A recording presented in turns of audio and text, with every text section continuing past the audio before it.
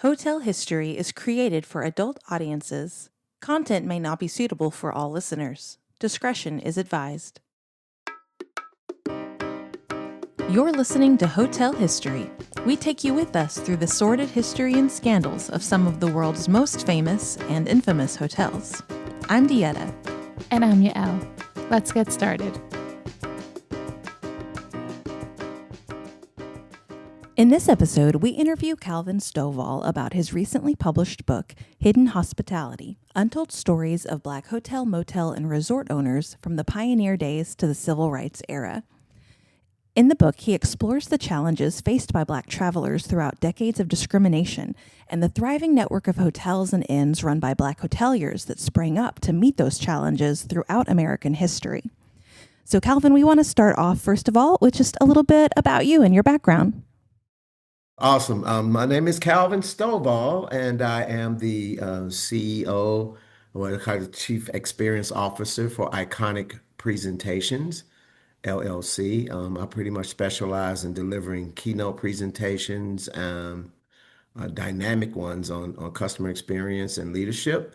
I also do workshops and such. And as I mentioned earlier, I'm the Director of Executive Programs for the Advanced Leadership Institute based in Pittsburgh. And I am pretty much a hotelier person, hospitality person through and through.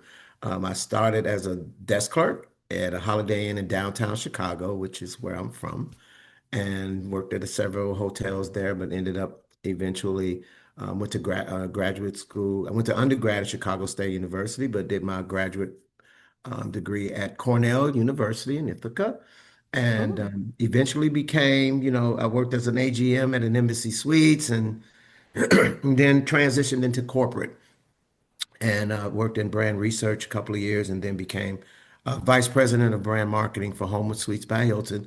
But I was with Homewood when they were very small. They might have had 35 hotels at the time. So I had a lot of fun working there. My then manager, Jim Holthauser, he was really innovative guy. So we were able to really build that brand. It was such a fun experience for me.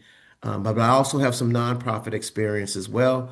I worked in the fundraising arm of St. Jude Children's Research Hospital a couple of years at ALSAC. I did that a couple of years and also served as the CEO of another organization in Memphis called the Soulsville Foundation, which was built out of the famous Stax Records recording studio from back in the day. But it's now a museum, the Stax Museum of American Soul Music. They also have a charter school there on that campus, as well as an after-school music program. So I have a well-rounded background, but all of them have that common thread of hospitality. I was taking care of customers in some form or another, building relationships with people, and that's what I love doing. I love this industry, and it's just really I've had a great career doing it, and it which led me to writing this fabulous book, which is called Hidden Hospitality, Untold Stories of Black Hotel, Motel, and Resort Owners from the Pioneer Days to the Civil Rights Era. It came out in October of last year, so it's still pretty fresh. It's a coffee table book, oversized coffee table book, which features about 50, 60 or so hotels in it, about 150 or so photographs. What's funny is a lot of people order the book and then they're surprised they're like, oh my God, I had no idea it was a coffee table book. Yeah, it's a really beautiful book. I'm not saying that because I wrote it. It is a beautiful book. But I think people are surprised by it. But I thought it was just important to include the imagery in there as well, because it just, it conjures up. It's a sensory thing for me. So I really wanted to make sure people, when they read the text about the story, they can see some images too. It just gets them more immersed in the whole book. The book was fascinating. I was so into this book. Like, we both loved this book. There's so much forgotten history, which really like bothered me the whole time. I'm like, how is this not more known? But I just want to say, you said you went to Cornell. That's like the top hospitality school in the country, right? Yes, it is. I'm not going to say anything else.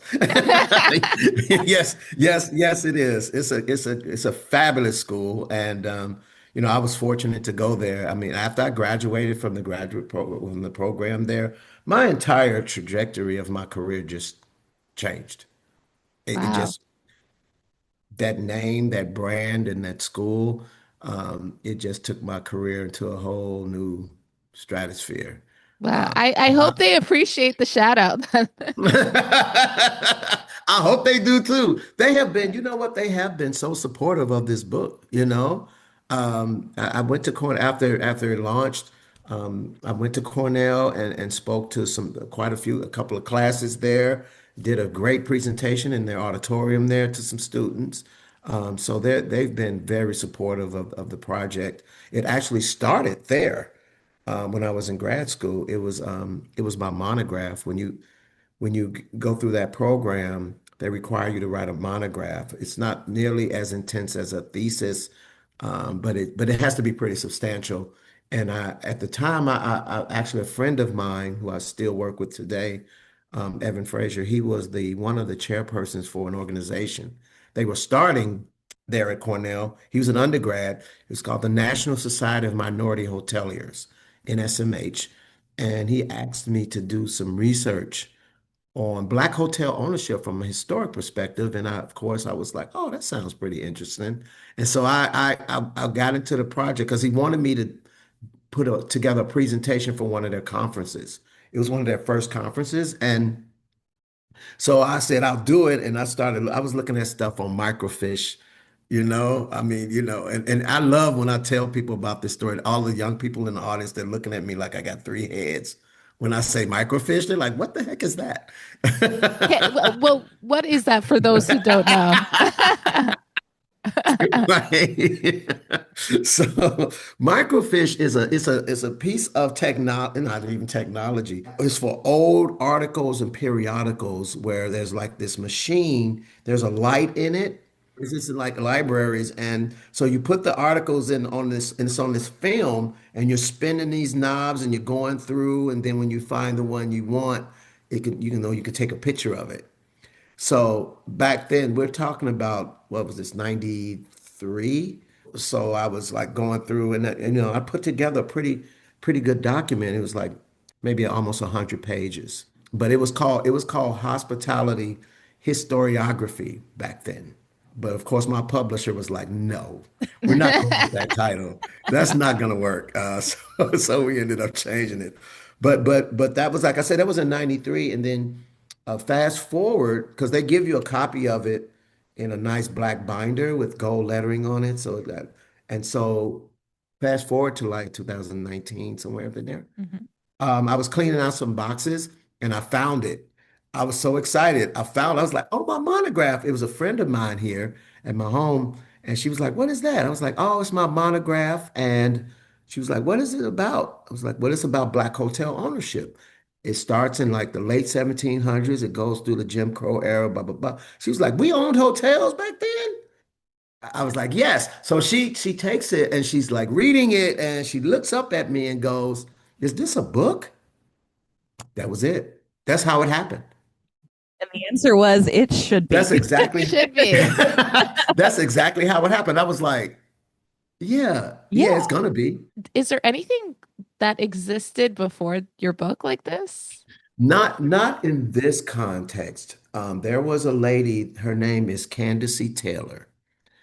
And Candace wrote a book called The Overground Railroad, where she talks about hotels in the Green Book.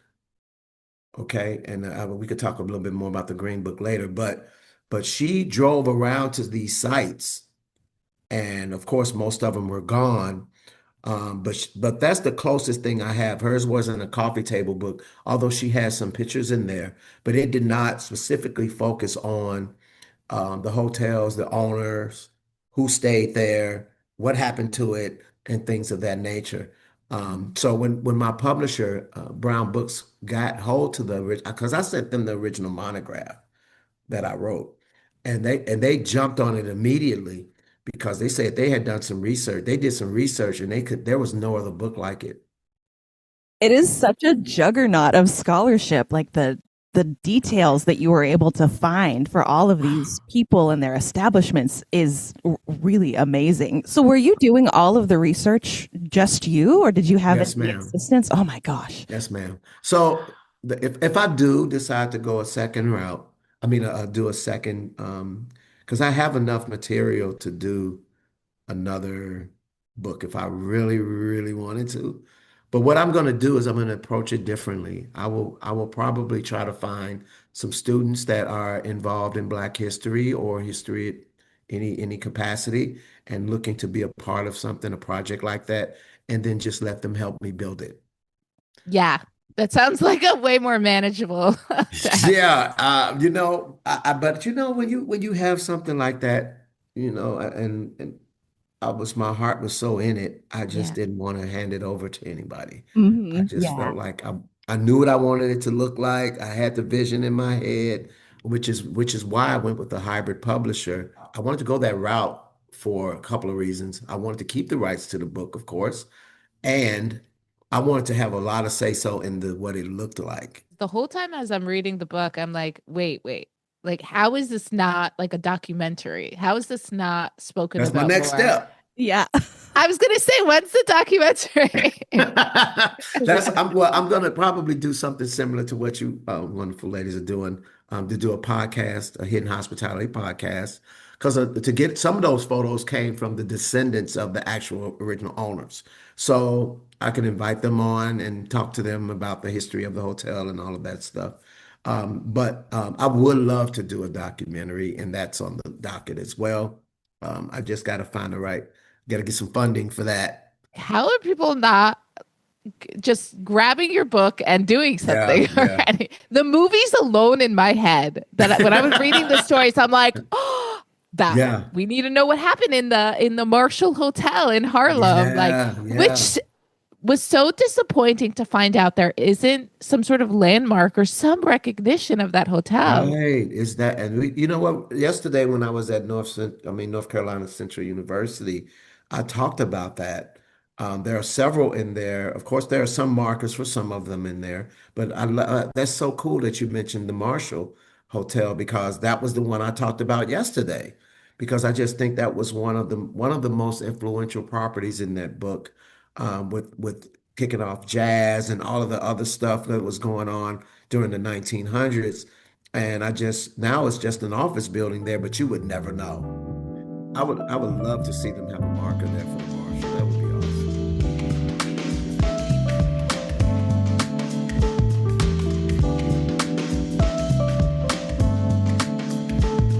I guess there were a lot of difficulties for Black entrepreneurs, hoteliers at the time, but also for travelers, trying to find these places or making sure they go into areas that are actually welcoming. So, what were the difficulties and dangers Black Americans faced when traveling during this time? Wow.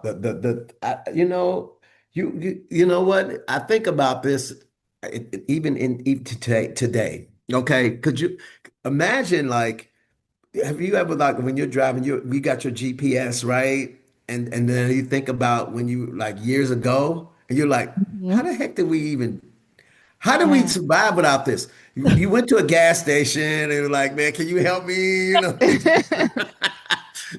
And so I think about that. I mean, even with today, like, wow, what would we do without GPS?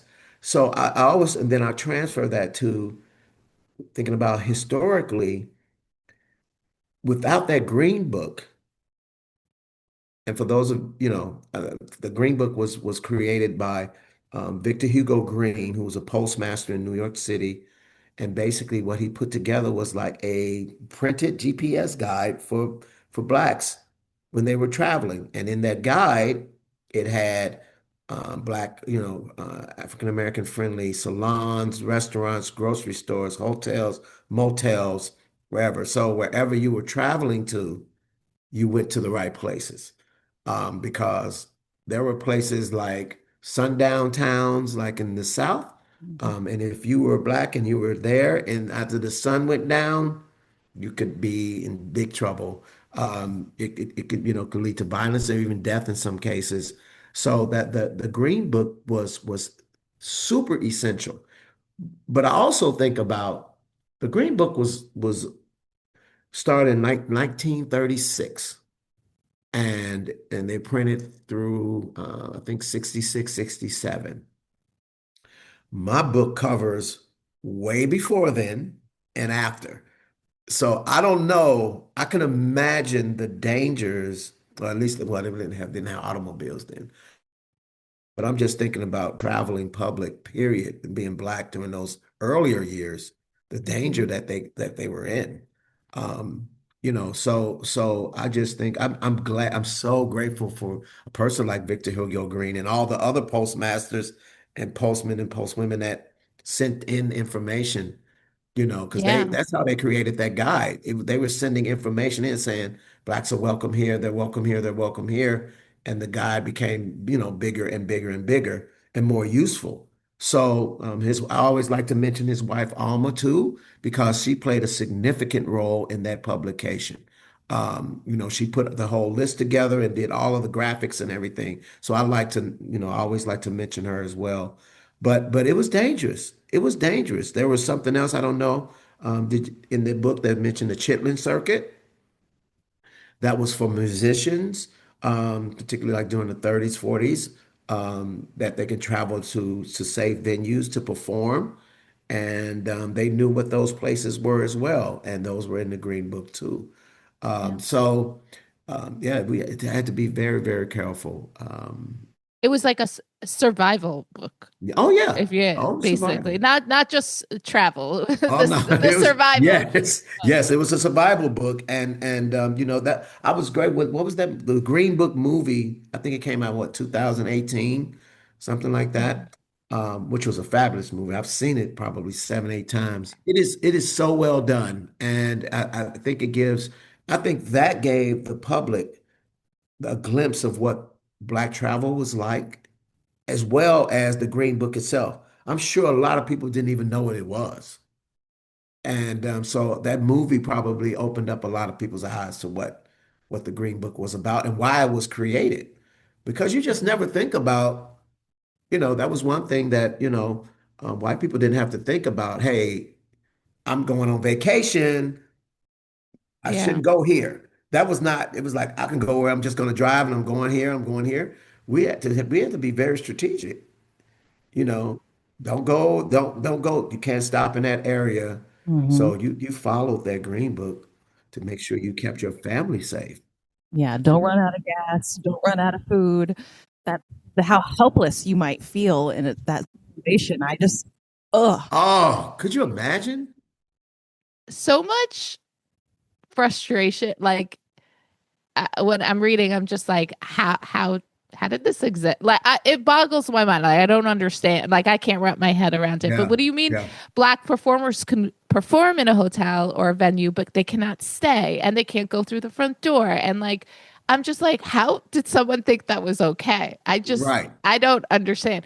But it's crazy. It's like it's a totally different lived American experience Yes. when you were a Black American back then versus a white American. And it's like, you really need it. And it wasn't just harassment. This was life and death. This is Oh so yeah, scary. Like, it's just wild. That's why I also love the book. It's like, I don't think people know about all of that. Like, why yeah. would the average person, at least millennial or zillennial or whatever generation Hmm. is coming up, but it's like they Right. don't know these things. And They don't. it's Yeah. so interesting to learn and so important. But I want to mention that I loved the first person you mentioned in the book was so fast. I can't believe you started the book with that woman. Um, Rachel Pringle Polgreen. yes, I was Yes. like, wow, what a character! Oh my god, she's so inspiring. I want more of her. Wow. She is the best to me. I just love her. And I just think I just really thought that starting off with that story, I said this is gonna pull people in. This will Yes. You pull were the weight in this 100% boy right. right now. And so she was strategically put there first. Okay, that Yeah, makes she was sense. strategic, put Yeah. that You first knew what you because were doing. It was great. Yeah. I love that story about her and all the Royal Navy stuff. Oh my God.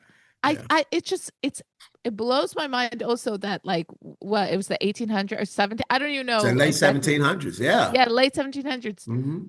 where such a lady of the night, is Yeah. working up her way and Right. she's marrying these guys and she takes their names and she's like, thanks. And I Right. feel like she's like, thanks for your service. Peace on to the next one. And I'm gonna buy some land and I'm gonna Yes. do this. And I'm Yes. like, that is a badass. That is like she's probably made of something totally different. Oh yeah. Oh yeah. She would be successful in every lifetime. Yes. Absolutely. That woman, if she was existed today, she would have an empire, you Yeah, know? yeah. It's some, there are some pretty risque stories in there. But Yeah. her, what's his name, John White of the Gotham Hotel with yeah, that was a fascinating story too, with the gambling stuff going on and the raid with the police.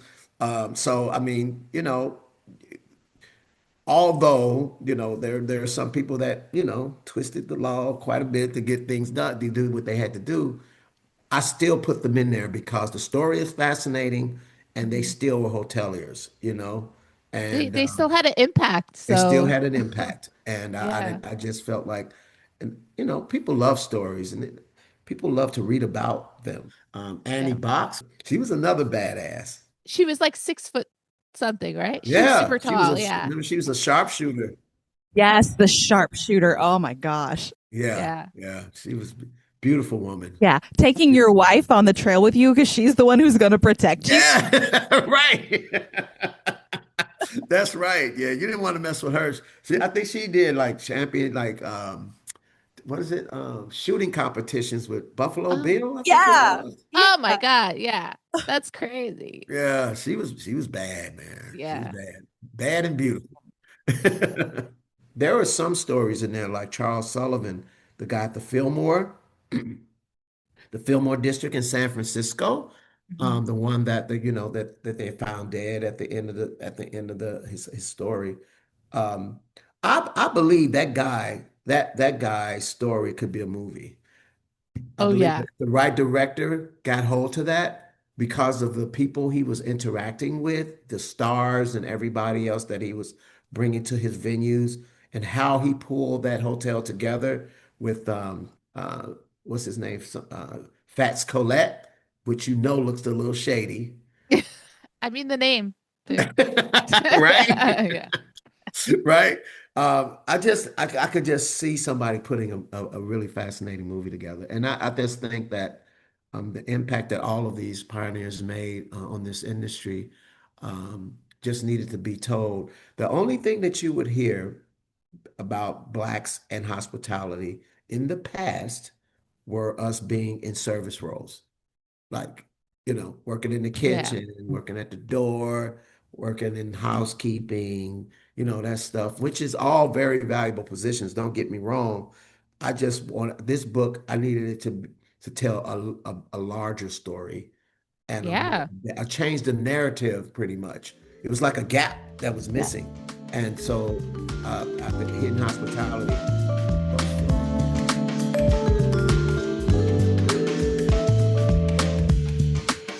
It seemed like a lot of these hoteliers, once they found some success, they immediately moved into these community leadership roles and got Oh yeah. involved in politics, and it just over and over and over again. What do you think that link is? Like, what makes them inspires them to do that? Yeah, I just think that they felt like it was their civic duty to help move the race forward. I tell people all the time, I just think they had a different motivation for doing what they did. It wasn't about money for them. And that's the Yeah. sense I get. Yeah, probably made money, but I think they were more about the dignity and respect of the race. We didn't have first-rate hotels to stay in. Most of the hotels that we did have were subpar at best.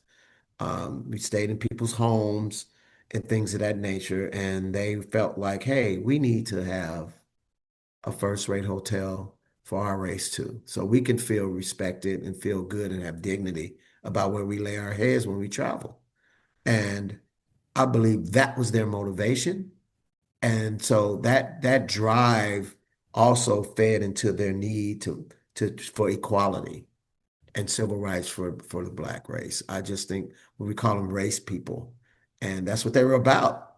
So I feel like they got into political positions and things of that nature to help impact that as much as they could. You know, I mean, they couldn't write laws or anything like that, but they can fight for it and be advocates for it.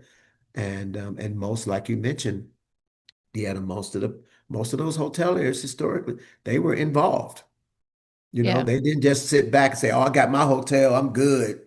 Come and stay Yeah. here. I'm good. I'm not." They were like, "Oh, we're gonna get build this hotel, and we're gonna fight, and we're gonna help other people in our race." And that was just how they were built. I love it. Yeah.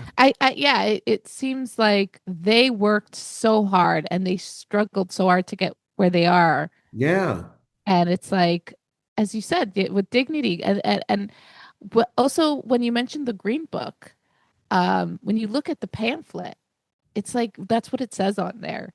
It's yeah, like, so yeah.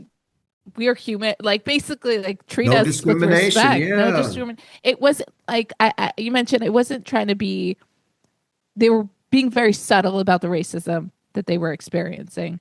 And I thought that was very an interesting tactic. And it almost kind of like they didn't want to have the Green Book maybe in the wrong hands. hmm, And then the racist people could be like, oh my God, blah, blah, like, yeah. Right, right. but the essential thing is like with dignity is like, Yeah, yes, yeah, main thing, yeah. humans, Hmm. treat everyone with respect and dignity. And Yes, yes. yeah, But even Victor didn't want I mean, if you look at his in the writing, he didn't like that he had to even create that book. So he wrote in there, he said he was hoping it would end. He was hoping it would end. yeah, And it did. With the Civil Rights Act, it ended like 2 years later. It was done. So I mean his wish came true, but at the same time it did cause, the demise of most of the hotels that were out there for Black yeah, owners.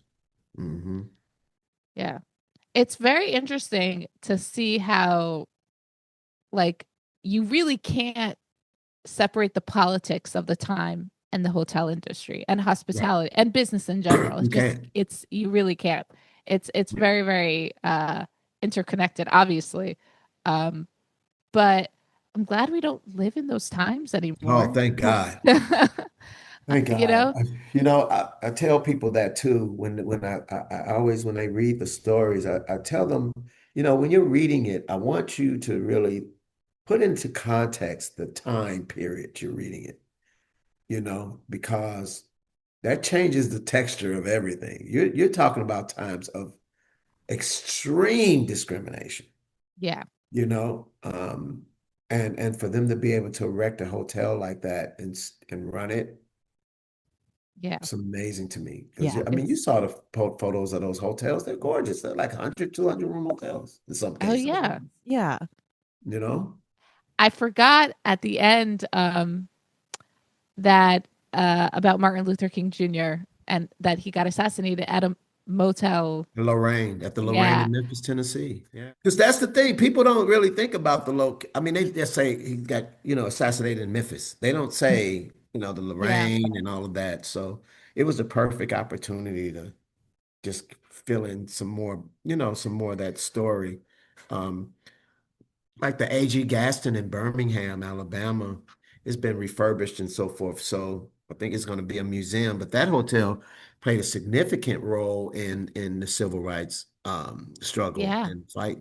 So And there's so much overlap with so many hotels and the civil rights and a lot of the figures in the civil rights movement. Like we did, we did talk about a few DC hotels, one of them being the Willard, and that's yes, where Martin Luther King Jr. wrote his speech, like yes, his, the speech on the march on Washington speech, yeah, and how like the Willard basically he did it in the lobby because the FBI was like, you In know, his room.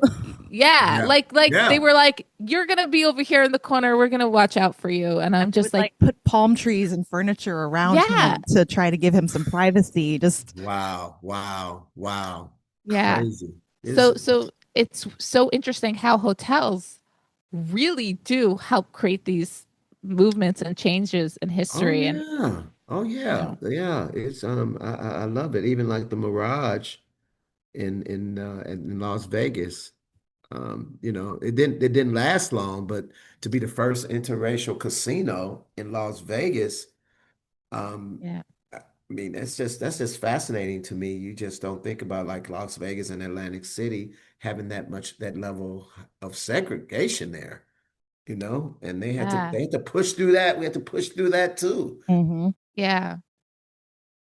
And it's weird that Las Vegas was so like that because it's like Right. really moral high ground. I don't know about And it that. was right, and it wasn't even a law there. It wasn't even a law. Right.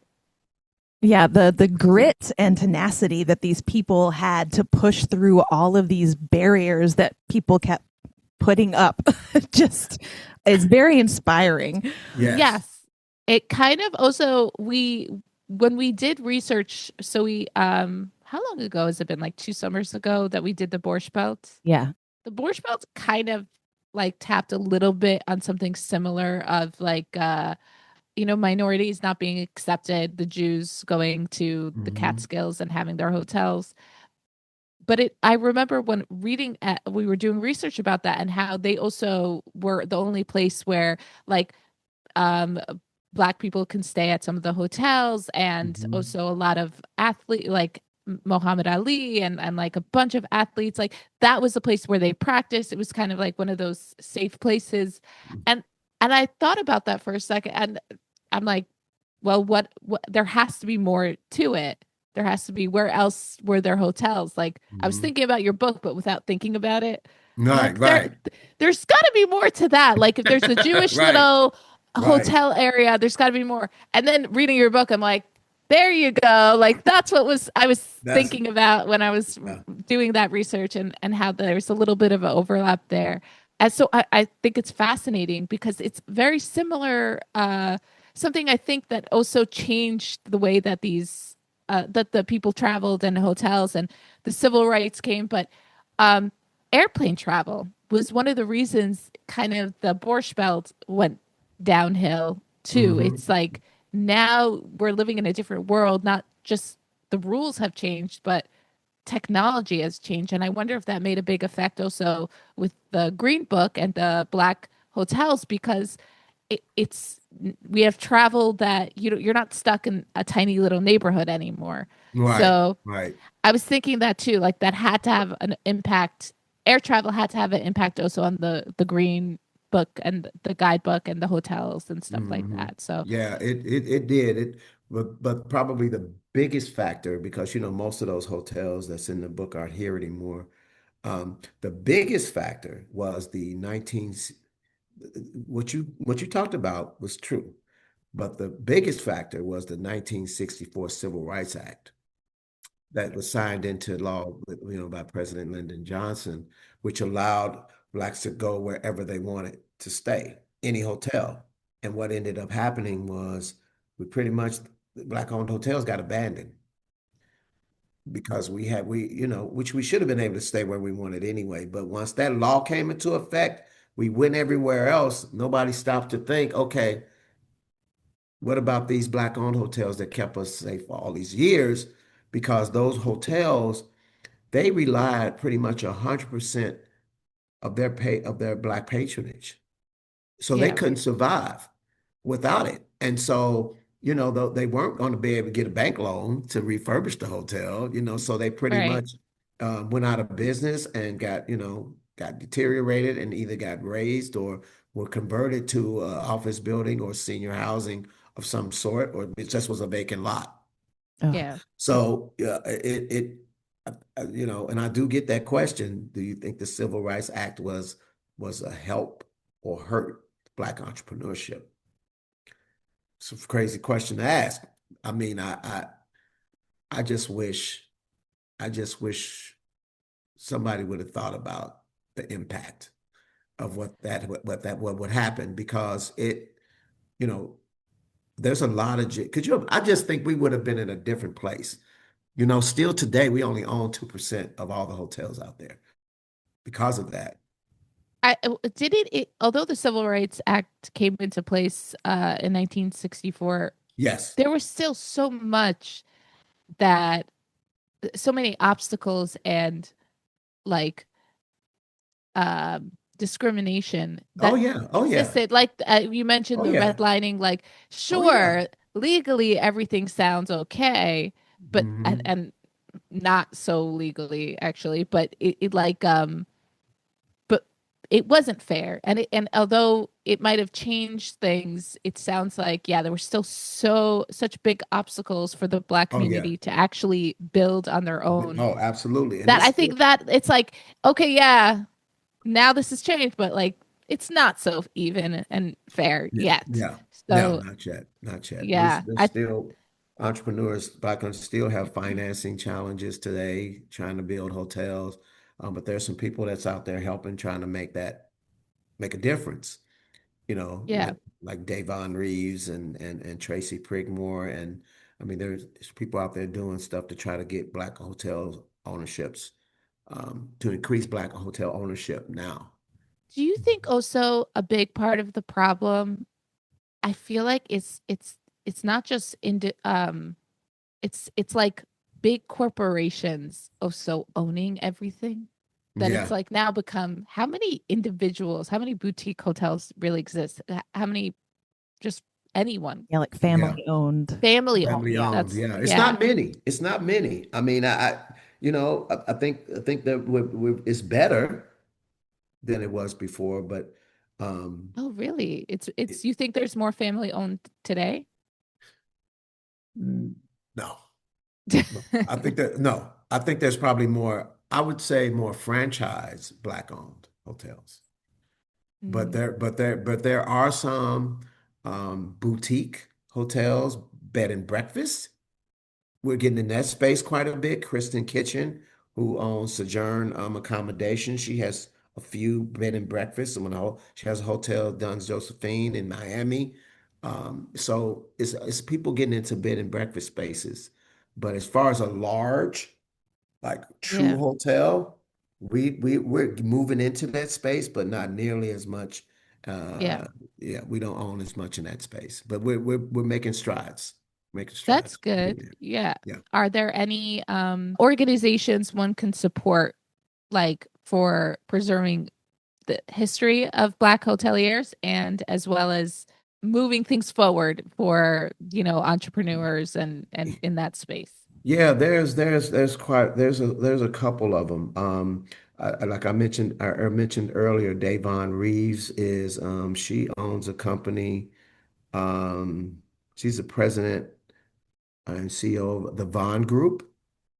And she has a tool, what's called, so it's called the Vestor Investment, so people can pool their money in to build hotels. She's on a quest to to get as many Black hotel owners as possible. Um, Tracy Prigmore, who's very cool, she has a program called Shad. She has a deal, and she's trying to help women get hotels as well. She does an annual hotel investment event where people can bring and pitch, and then they get funding Oh, to, wow. to open their project. So I mean, there is stuff out there going on, where we're trying to increase the numbers there. But those are the ones that come to mind. But like another couple I know, Julian and Kari Bertano, with Rooks Hotels. They have some properties that they're doing with Choice, I think it is, hotels. So I mean, it's happening, but we were so far behind. We got a long way to go. Yeah. We got a long way to go. But people are out there making strides and doing some, you know. That's great. We'll mention that.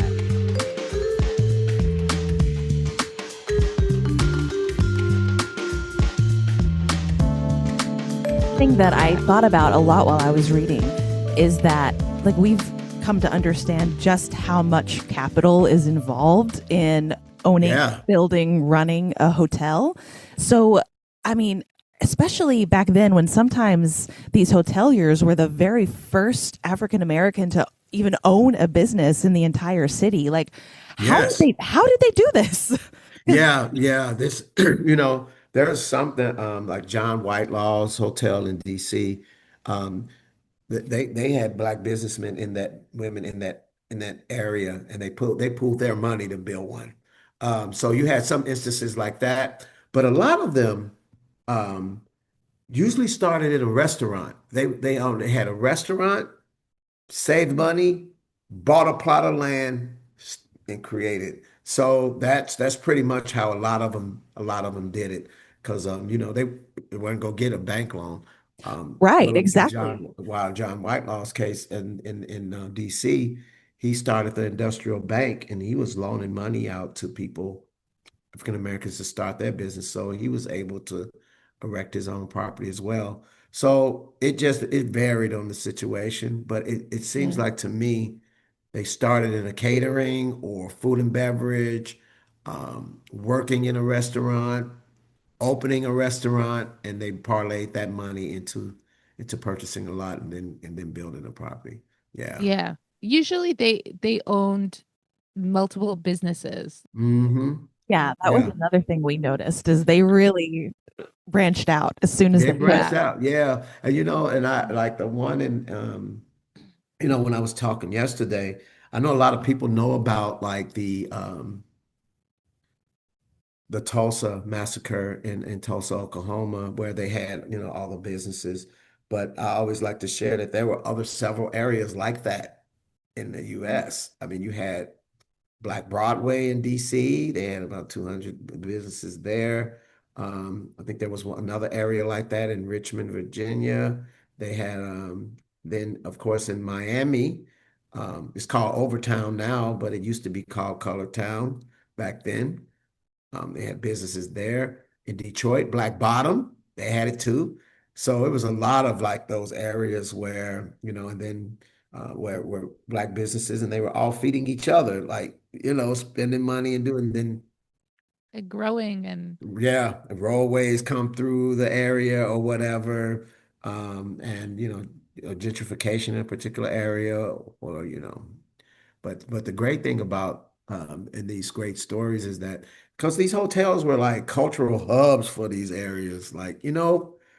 everybody did everything there, their events, their parties, their meetings, and it was just that people were proud of it, just proud of to have that hotel there.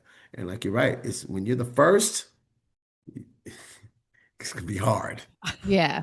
It It's it's gonna be it, hard. it could be hard. And I think there's also an advantage of being the first. It's Yeah, like exciting and new and you get all that attention because then yeah, you'll hear like and then it slowly like it peaks and then it goes down.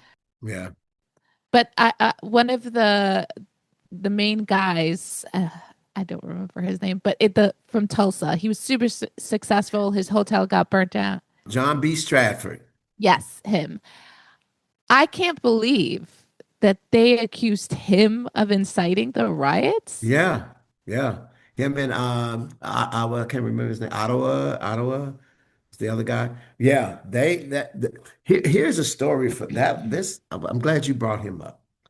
When I was raising money for the book, I was trying to see who would help me out. And John B. Stratford, I had two photographs of John B. And I couldn't find anybody to help me get permission to use them.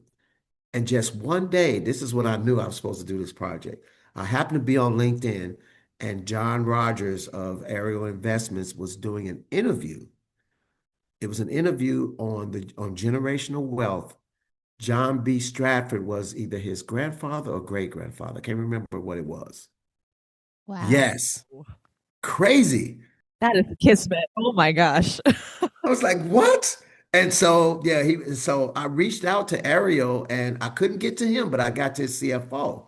And I said, his name is Benjamin Rosner is his name. We call him Benny. Such a nice guy. And I said, Benny, I'm writing this book. John B. Stratford, could you help me get, permission to use these photographs from Mr. Rogers. And please tell him I'm also raising money to try to get these books printed. And he goes, well, send me. He said, did you write up what you want to write about him? I was like, yes. He said, send me that, send me the profile, and send me the photographs. And I was like, great. I sent him the photographs. Not even a week later, he wrote me back and said, John said you have permission, and here's $10,000. Oh, wow. What? Yes, Wow. Awesome. yes, That's just like that. amazing. Oh my So God. of course, I sent him a copy of the book when it was done. Yeah. I sent him and Benjamin one, and he wrote me back and said, "Man, we both love this book. It's fantastic, and thank you." So yeah, so it's stuff like that. There's a big picture of Edward Wilson in there, sitting in a chair. It's a beautiful picture of he was the owner Oh, of the Olga yeah. Hotel. Mhm. Remember I remember him? that. I Mhm. got that picture from Madam C.J. Walker's great great granddaughter. No Wow. way. Yeah. Yeah, her name was Wow. Alelia Bundles. And yeah, she was so sweet. She said she said it I can't remember the relationship, but it was either Madam C.J. Walker's sister or something that he dated. I can't remember who it was. And she had the picture. And I Oh was wow. like, wow. And she said, I'm not gonna charge you anything, just give me recognition and send me a copy. It's done. I said, boom, boom. Yeah. So, I mean, it was some interesting people. I got to know these people.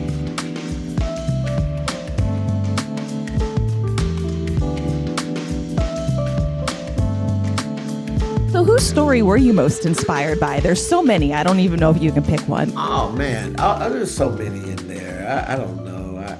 I mean, like I say, I always talk about Joseph Lee because I just think his story is one of perseverance and creativity and innovation. Because he had two hotels. I think it's the Woodland and the Abbotsford in Massachusetts, I believe. And then they had a depression. He lost them both. And then like a year later, he came right back and opened like this 250 seat pavilion restaurant. And then, then he had a catering thing going on, and they couldn't, because he was such a great cook. Um, he needed bread to be made like fast. They couldn't make it fast enough. Remember that? And he got a patent for a bread kneading machine. And then the machine was making too much bread. Then he had a breadcrumb making machine. He got a patent for that. And I mean, he was killing it. He was like, what's the problem? I'll fix it. I made a new Yeah. problem. I'll You're fix it. right. Right. He was just fabulous. And his wife was just as amazing as he was. Christy, I think her name was Christiana. And she, even after he died, she opened another inn, uh, you know, in his honor, Lee's Inn. And I mean, that his whole story is just fascinating to me. So I like to talk about him a lot. I have a question. If you could visit any of these hotels, go back in time, whatever, which one, or for like a night, where would you That is go? a absolutely phenomenal question. You know what? I would want to go to the Marshall. That's what I was thinking. Me too. I would want to go to the Marshall because of the jazz scene going on in there. It just sounds like a really like That was the place to be. Yeah. festive place to be. Yeah. I wouldn't want to deal with the crap that they had to deal with, but I would No, love to go no. to the I'm just Marshall. there for a few hours and then I'm Yeah, back. I'm back today. exactly. Exactly. You Right. know? Yeah, that would have been a tough time to live in general. Yeah, So tell me about it. I don't know if I have the chops to deal with that. But Yeah. like you said, they were very brave and courageous, Yeah. They were made of tough to stuff. keep their business running despite, I mean, what I wrote about in the book, I'm sure it was 10 times worse. oh, for sure. I'm sure there's stories that we'll never know just, Yeah, Mhm. yeah. from their life, but they the circumstances that some of these people were in and they came up and did something with their life. Like it blows my mind. I Yeah. mean, just Yeah. the access to education was limited, the access to so many things is limited, and you still make a huge impact. You make a hotel where not just the black community wants to go to, but the locals, the Yeah. whites, everyone. And Everybody so wants to and come to. that pisses off a bunch of the racist people reading Yes. about that. I'm like, mind your own business. You created Right. this situation and now you're Ex- mad? Right, exactly. Yeah, but you know what? That was making, beauty from ashes, Hmm. Seriously, it's you so know? inspiring. Like I feel so inspired reading this book. I'm like, Oh, I that's have beautiful. no excuse. I do not have an excuse for anything. I should be doing what I want, you Yeah, know? yeah. That's what that's one of the lessons. Some people will ask me, Calvin, what is one of the biggest lessons that you take from this book? And I always share this story because I think it's so important. As I mentioned to you, I have two teenage boys, and where I'm sitting at right now talking to you, they saw me every day for 4.5 years when they left school, come back from school every day, and they're like, "Dad, when are you gonna be done? Dad, are you gonna be done? Dad, are you gonna finish? Dad, you gonna be done? When are you gonna be done?" Da da da da, over and over. And so, one of the most proudest moments for me was when I handed them a copy that it was done. Yeah. And Yeah. when I gave it to them, I said, "Don't ever start something you can't finish, and don't ever say you can't accomplish something you go out for, because you can do it." That to me, out of that project, was probably one of the biggest lessons for me that I can transfer to them. So, like you just said, there's no excuses. There's no, yeah. Yeah. There's no excuses, you Yeah. know? This beautiful image of handing the legacy of determination and hard work to the next Yeah, generation. yeah, yeah. Yeah. I mean that's gonna stick with them forever. Oh, yeah. So we do have one final question, which is one that we ask everybody. Is first, if you have a favorite hotel bar or restaurant, what is it, and what is your go-to drink there? It could be non-alcoholic tea, whatever. But Yael is an artist, and she always does an illustration for all Yeah. of our guests of their favorite Oh, wow. drink from favorite hotel. I don't have a favorite bar. Like, I just go wherever the bar is fun. I'm just like, but my drink is a martini. Ah, I Yeah. love Grey okay. Goose martinis, shaken hard up, couple of olives and dirty. Okay. Me too. Yeah, it's the best. That's my That's my drink. go-to. But I do like other drinks too. But that's if somebody said you can only drink one drink, that's gonna be my go-to right there. Yeah, Okay. yeah, Vodka, Grey Goose, Dirty Martini. Dirty Martini yeah. at the Marshall Hotel in 1926. That yes, yes. I can do that. I mean, I have no idea what their logo. I'm gonna have to do some research, but I can do that. Yeah. Yeah, yeah. Okay. I didn't even think about hotels that don't exist anymore, but yeah, that Yeah, is I could pretty now common. that's a good question too. But like Yeah. all of those ones, man, oh man, the Marshall I would have done. I would have loved to have been at the Olga. I would have loved to have been at the Teresa. Yeah. Oh I my would have God. loved to have had a beer with Annie Box at the Mountain View. Yes. Yes, her and Curly. Yes. Yes. Oh my God. That would have been amazing. To sit and talk to any of these people, I just to like not even say anything, be like, Yeah, just talk. Let let's me know your talk. Yeah, story. yeah, yeah, I wish there were more diaries. Like people should have kept more diaries. Or I'm sure they got destroyed. What am I saying? yeah, probably. We got to make movies of these characters, these people that really existed, not just characters, but like, my God, they're so fascinating. Yeah, yeah. But they're gonna keep on making sequels of like Yeah, Avengers or whatever. absolutely. Absolutely. First of all, I do want to just say thank you all for having me on this show. I'm truly grateful for that.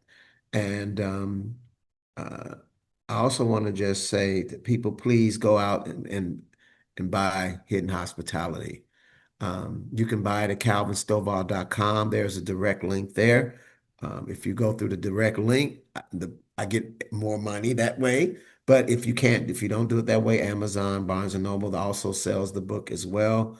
If you have any interest in history, Black history, American history, hospitality, this book is going to inspire you.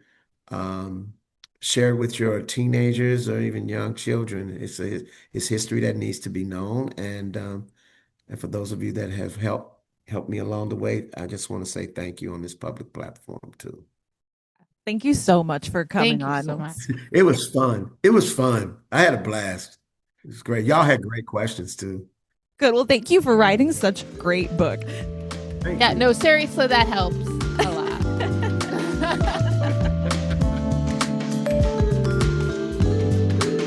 Thanks for listening to Hotel History. You can follow us on most social media platforms, Patreon, and Substack by searching for Hotel History or Hotel History Podcast. To connect or collaborate with us, check out our website at hotelhistorypodcast.com. If you like what you hear, please leave us a 5-star review on Apple Podcasts and Spotify so we can reach more listeners.